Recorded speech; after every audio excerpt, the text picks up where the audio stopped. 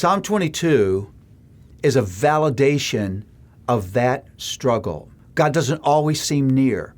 You don't always understand what He's doing. Sometimes life just doesn't make any sense.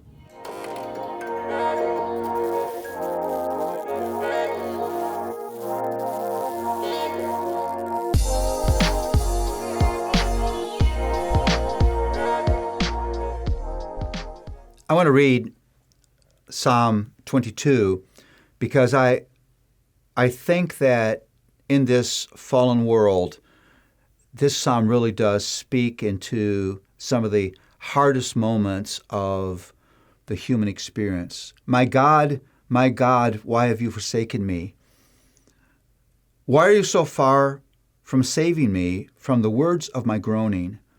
Oh my God, I cry out by day, but you do not answer, and by night, but I find no rest. But I am a worm and not a man, scorned by mankind and despised by people. All who see me mock me. They make mouths at me. They wag their heads. What a capturing of the hardest moments of the human experience. I would title Psalm 22, Forsaken. There are times when all of us go through the dark, wintry night of the soul. There are moments when you do feel like you have been forsaken by God. There are times when God seems distant, uninvolved, silent. It's like your cries go nowhere, your prayers go nowhere. And in these moments, all you can do is groan. Is He ever going to answer? The psalmist says, I feel like I'm falling apart. Psalm 22 is a validation of that struggle. God doesn't always seem near. You don't always understand what He's doing. Sometimes life just doesn't make any sense.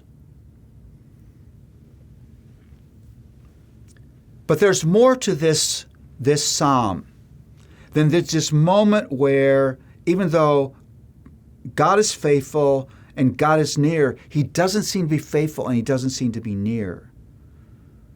Because these words are quoted in the New Testament. And they're quoted in the most dramatic moment in human history. They're quoted by Jesus. Jesus on the cross cries out, my God, why have you forsaken me? The hardest moment of Jesus on the cross was not the physical suffering. The most terrible moment on the cross is when the Father turned His back on the Son, and Jesus cries, Eloi, Eloi, lama sabachthani. My God, why have you forsaken me? Now here's what you need to understand. Jesus did that as your and my substitute.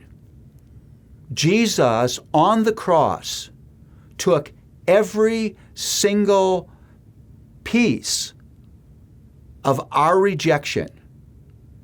Now listen to what I'm going to say, so that we will never again see the back of God's head. You see, in those moments when it seems like God is distant, He's not actually distant. In those moments where I feel forsaken, I haven't actually been forsaken. Because Jesus was willing to be forsaken so that I would never be forsaken. Like I've said many times of other psalms, this psalm is full of hope, even though it's dark, because it's pointing us to this moment where Jesus was willing to be separate from the Father so that as we come to Him by faith, we would never, ever again be separate from God. God doesn't forsake His own. He isn't unfaithful. He doesn't regret that He's made you His child. He doesn't turn away from you in disgust. He loves you with an everlasting love, and there's nothing that can separate you from that love.